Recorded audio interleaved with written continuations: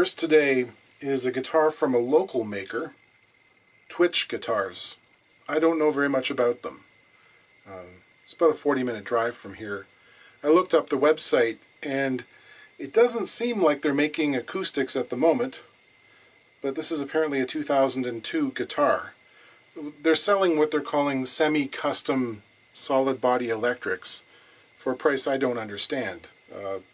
Inexpensive to the point where I can't see where there's any profit. This guitar, being only a year old, says June 2022 on the label. It's time for a setup. This might seem strange to some people, but it's not uncommon for there to be quite a lot of settling and movement in the first year of a guitar's history, as it kind of relaxes into shape from the string tension, and also it's the first go through the seasons, the rolling seasons, as they in fruitful order move. Luckily there's a lot of saddle height here to work with. It's almost like extra was left with this in mind. This is obviously a take on the Martin HD28, as it has the herringbone purfling, usual dreadnought stylings. The fit and finish are pretty good. The website talks about using Safecoat Acrylac finish, which is a water-based product, and if this is that, it behaves really quite nicely.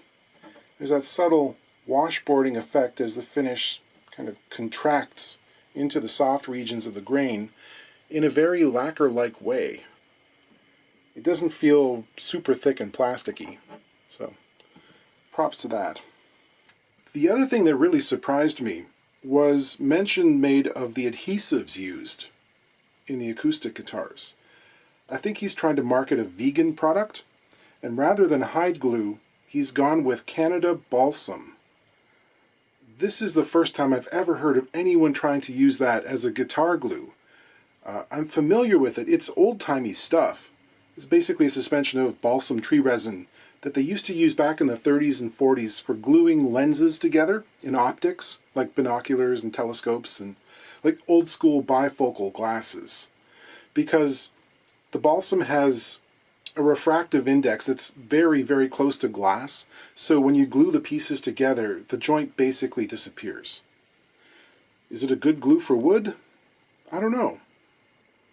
Maybe. Certainly indigenous people of North America had a whole bunch of purpose-specific adhesives made out of different tree resins. Waterproof glue for making canoes, shock-resistant glues for mounting arrow points. So yeah, I've never seen it before. So the reason it's here, besides lowering the action a bit, is the nut is unsatisfactory. I think this is the second nut it's had, and the owner likes the string spread on this, the spacing between the outside E strings. But the internal spacing between the strings themselves is irregular. It's just, I don't know, I see ghost marks of where strings might have been, and I don't know what's going on here. But the E and the A are definitely closer than any other strings. So we're going to make that more even, more regular. The other thing is, this is the second handmade guitar I've seen come in this year where the D and the G strings are reversed. It's got quite a lot of play on it. I mean, maybe you've got an interesting open tuning or something, but, usually your D is going to be pretty floppy and the G is going to be way too tight if you do that. It's just a little strange. The other interesting thing is this has got a salvaged neck on it, reused, from a guitar owned by the player's father. It was a 70s Japanese import, a Diastone or Diastone. Typical sort of 70s Martin clone. And yeah, they use that. They put that on here, which is kind of cool.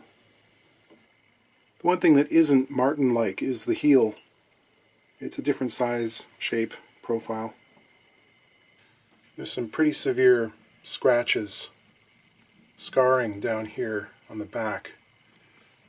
I don't know what that's from. Some of them are pretty deep. I'd like to see if I can buff some of this out. And, we joke about, well, that'll buff out, no problem. But, I mean, most of the time, it won't. Some of these are so deep that I'm going to have to put a little bit of probably super glue fill in there. Action on this is just under 8/64 on the bass side and just over 6/64 on the treble. Neck relief is in perfect condition. It's around 5 to 6 thousandths. So I'm looking at the nut here and I can see things like starter points for where the string should have ended up. That one looks like it's been filled almost. The other thing I notice is that this finish is sort of bubbling up on the corners here. From where it was removed, well, the previous nut was removed, I'm assuming. But that is really tenuous and actually it could come off in one big sheet, which is something I've noticed about waterborne acrylics. So I gotta be careful when I take this one out, and I also gotta find a way of maybe holding that stuff down again. This has what looks like a paper shim under it. I'm just sort of scoring around to make sure I don't snap off any finish or errant pieces of wood. I suspect this is glued to the bottom. That shouldn't be a problem with the paper though. So I'm going to knock it out. The trick gleaned from Doug Proper. I'm going to clamp a block right behind the nut. This is very difficult because there is a carved dart-shaped volute in the back here. Let's see if we can find a spot where I can put the clamp. We'll have another block here against the front face of the nut. Give it a tap, and that should come right out. And we've held down the lacquer on the face of the headstock, and this piece of paper is multiple pieces of paper, and that's coming apart. I'm going to clean the glue off the face of the fingerboard.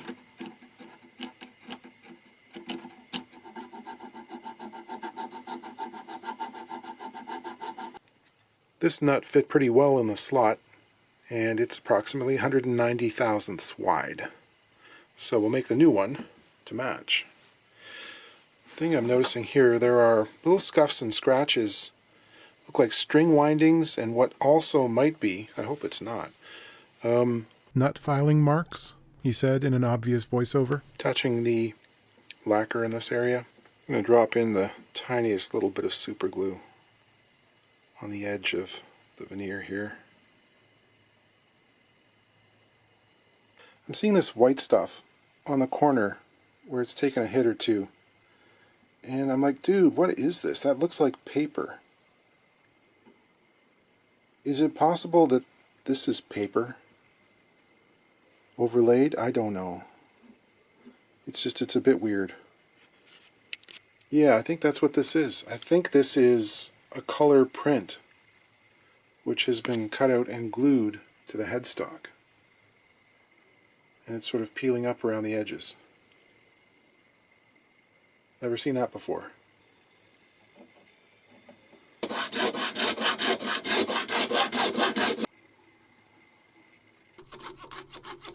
It's time to put a new blade in the saw. With the original in place, I'm just going to transfer some measurements over. So with the outside strings penciled in there are a couple of ways to proceed as far as marking the string spacing goes. There's the traditional method where the center line of each string is equidistant from those on either side. This means that the edge of the bass strings, because they are larger in diameter, are slightly closer together than the treble.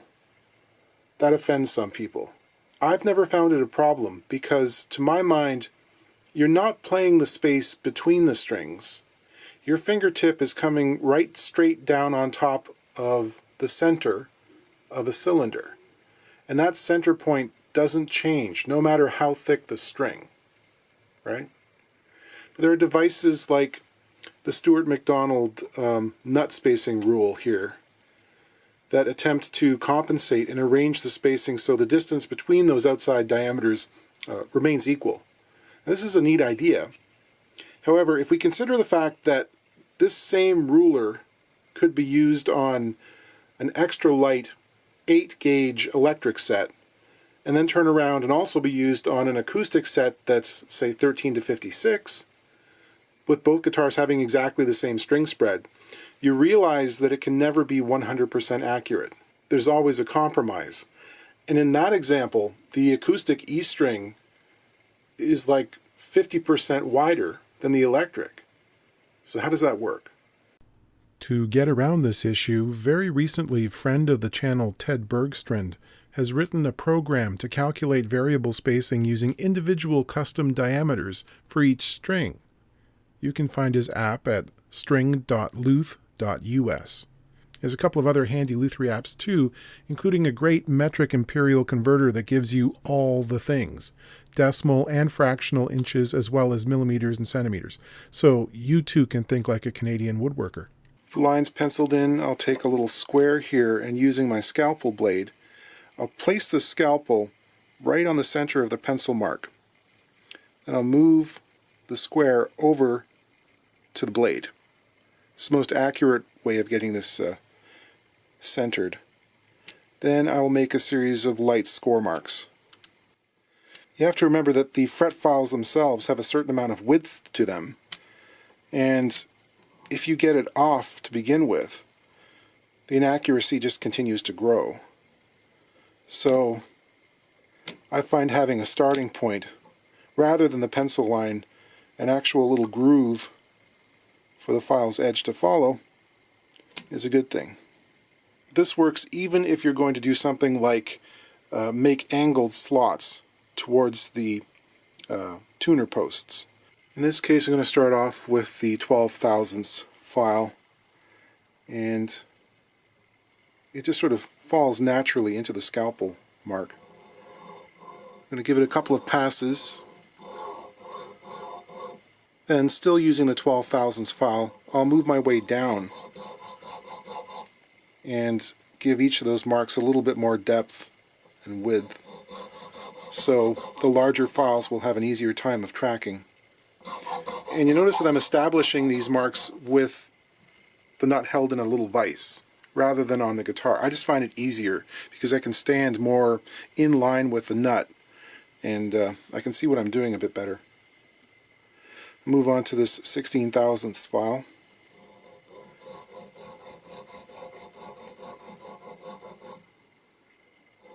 Same thing applies. So I'm sneaking up to the correct diameter in a number of passes. Most of my effort is actually focused on the back side of the nut here. I'm going to do the final fit, obviously, when it's on place on the guitar, so I don't want to go too deep, but just its general shape is going to be curving downwards towards the back, so that's what I do. It may be hard to see, but I've made these slots to the depth of the pencil line that I put on there, traced from the tops of the frets. This gets me in the ballpark where it's not going to take very much more to dial these into the correct depth when it's on the guitar. And I haven't left a whole lot of extra nut height over top of that because it's just more time to file and more chance for the file to get off line or off center. As for shaping the nut, when you're looking at it in profile, I tend to shoot for something that's kind of gently rounded, a portion of a radius. Other people will make them flat. I've seen them that are flat on top. I don't think that looks that great, but maybe a bit of an angle. That's okay. But I think it looks more refined if it's a radius. And always keeping in mind that there's a difference between something that looks handmade versus something that looks homemade. Okay, I'm going to work on the saddle here. I want the total string height, or the action, in other words, at the 12th fret to come down a full 32nd of an inch, which is 31 thousandths of an inch, or 0.79 millimeters. So in order to do that, I have to remove twice that amount from the bottom of this saddle. In other words, 1/16 of an inch, about 1.5 millimeters. So I'll measure that out in a couple of places and give myself a line to work to, realizing that I will probably take a couple of passes to dial this in perfectly. I've sanded this and left just traces of the pencil line. Buffing out scratches. It's a dicey prospect when you're not the one who put the finish on there, because you can't really know how thick the coating is. If there's only 1/1000th of an inch worth of thickness and I hit it with triple E buffing compound on a cotton wheel, we could buff right through to the bare wood, which is no fun. The other thing is, this isn't lacquer. At least I don't think it is. Acrylics and polyurethanes don't behave the same way. A fresh coat of lacquer burns in or amalgamates with the previous coats, so it becomes like one homogeneous layer, where acrylics usually sit on top of each other. They don't have the same kind of chemical mixing that happens. It ends up stratified. So if you cut through one layer, there's usually a witness line between it and the next. You can see where one starts and the other stops. So with scratches as deep as these, it might be beneficial to do some super glue fills, so I'm not trying to abrade through half the thickness that's there or more. Got the whip tip with the crazy glue. And there's so many of them in this area, I'm just going to blob. Come back and level sand a bit later. Yeah, some of these areas I think are virtually down to the wood.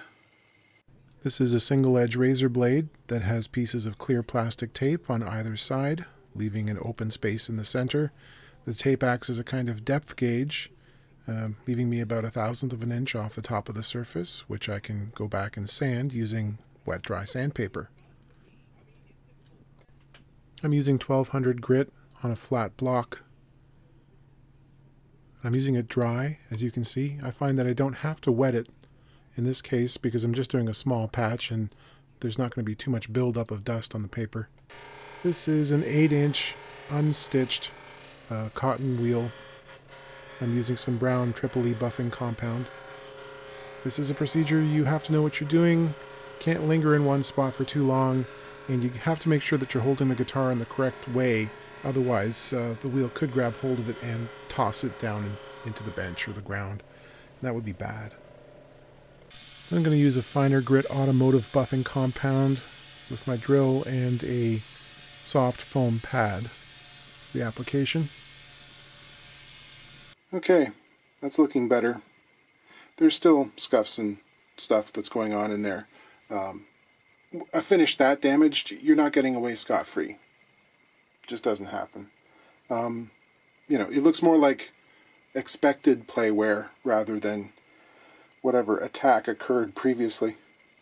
It has a functional nut, still plenty of height on the saddle. The action is now just under 6/64 on the bass side, just over 4/64 on the treble. Okay, so this is the Twitch brand acoustic guitar. Still don't know very much about them. Got some idiosyncrasies, the decoupage headstock, etc., but I don't know if that's par for the course for them or not. It's an otherwise acceptable dreadnought.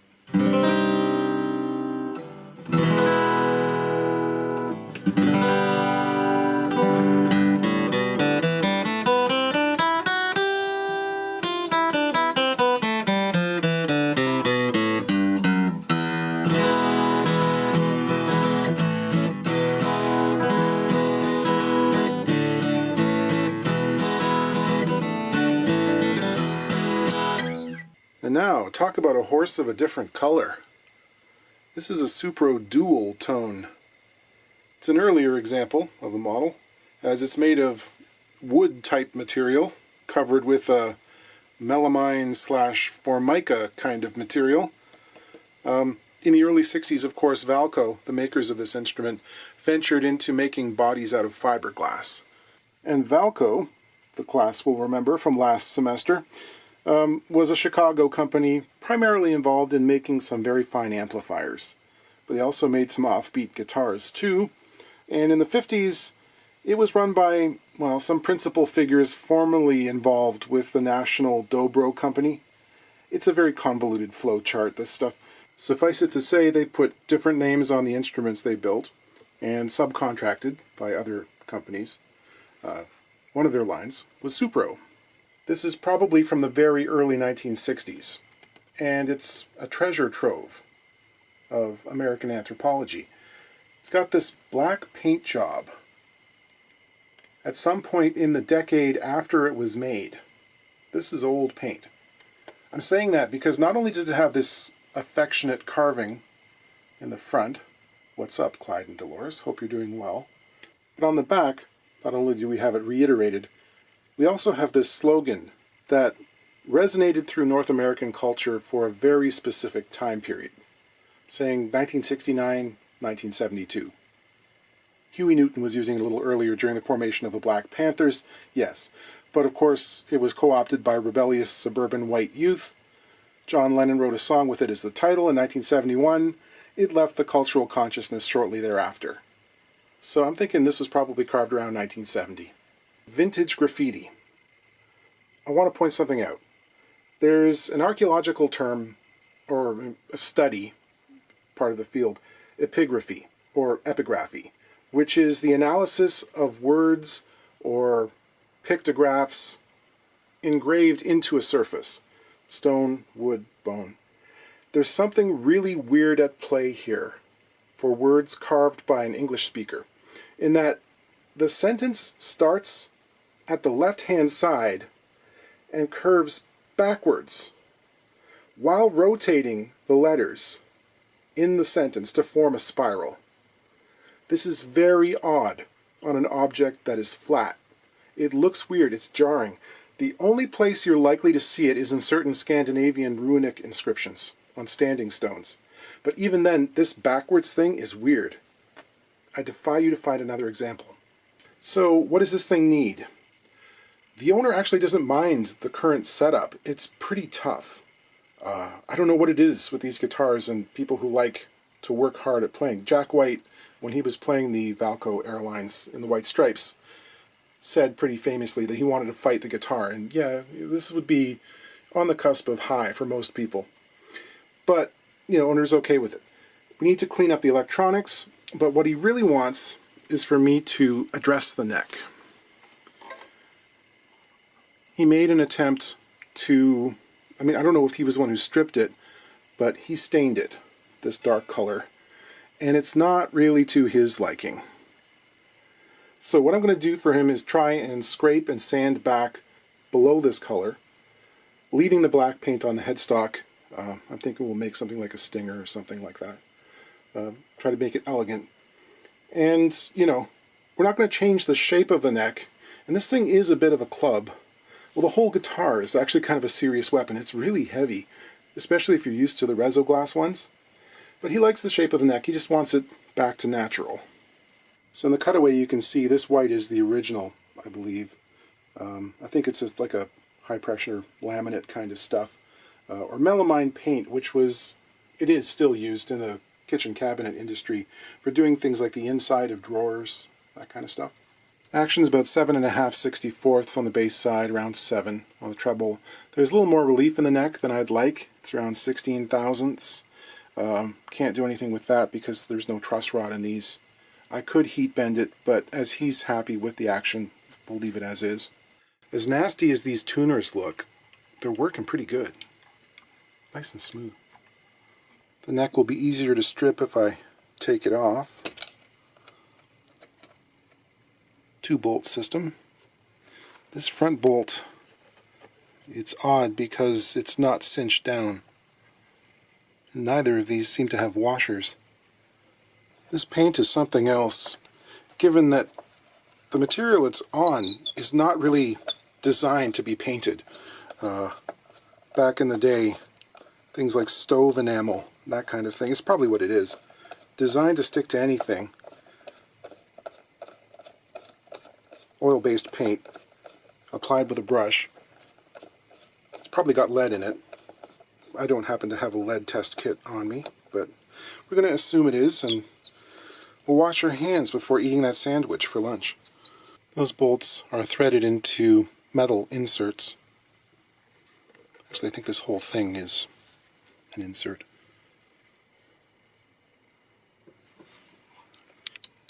You can see the laminate surface.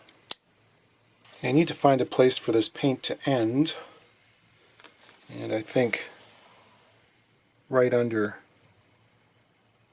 where the curve starts would be the place to be. Something like that on both sides.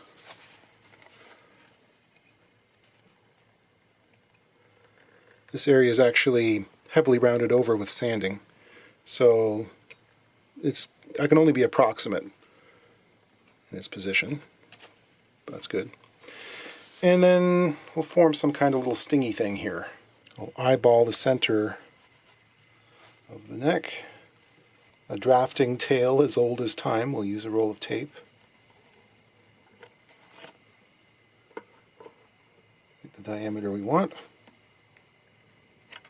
Given that this is probably lead-based paint, as I mentioned before, and yeah, I've mentioned this also, everything in guitar repair is toxic. Everything. The woods, the finishes, some of the adhesives, electronics fumes. I'm going to use a little stripper. I usually prefer a big stripper, but that's my proclivities. Rather than try and sand this off, get rid of most of it through chemical means if we can. This sat for about 15 minutes, and things got softer.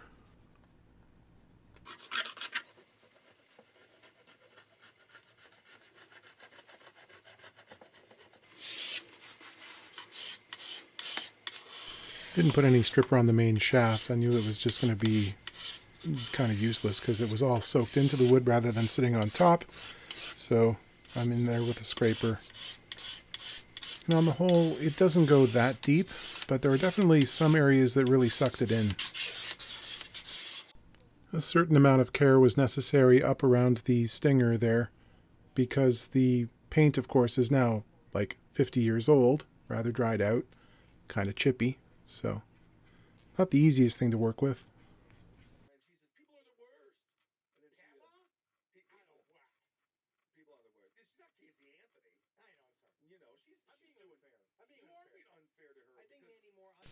I'll sand up through the grits to about 320. I'll tape off the fingerboard.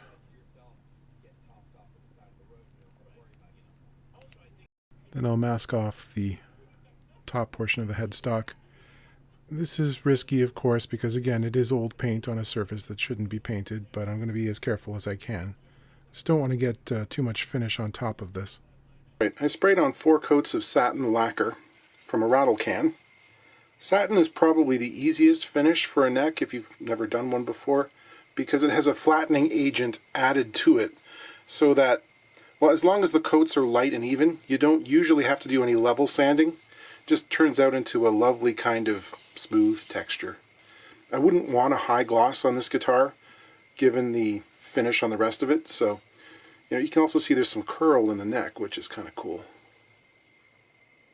Yeah, it's pretty dirty. I've got to clean it up a bit.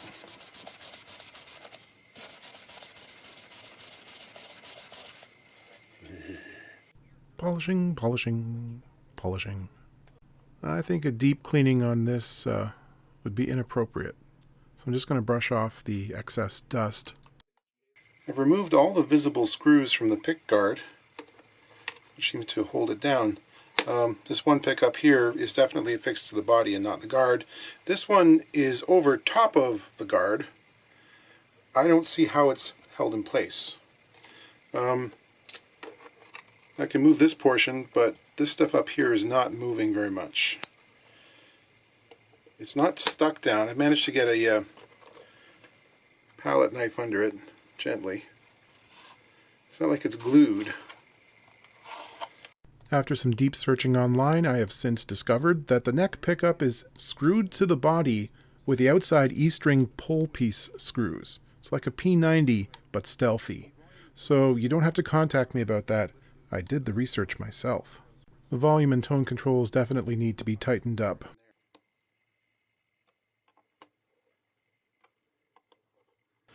So yeah, I remember now. This is actually a 1-bolt neck design. The front one here is a tilt adjustment. There's a metal disc on the other side of the neck there which it bears against. So this is the only thing that's tightening it up. This one is just to tilt the neck back and forth and adjust the action. Again, these pickup heights are not adjustable, so it's a kind of balancing act you have to do with trying to get the strings at the right height above the pole pieces and have the neck at the right angle so that you can play it comfortably. The pole piece spacing on these pickups is about 52 millimeters, which is just fine for the bridge pickup. I'm going to miss the outside strings a bit on the neck pickup, but that's just the way it is. These only look like humbuckers, by the way. They're actually single coils. Okay, so it's set up. Plays very nicely. I might have to find a way of going back and taking this off, because there seems to be a bit of an open ground situation and the switch is not great. So there might be an update on this at some point. I want to get this video done for tonight though. It's comfortable to play.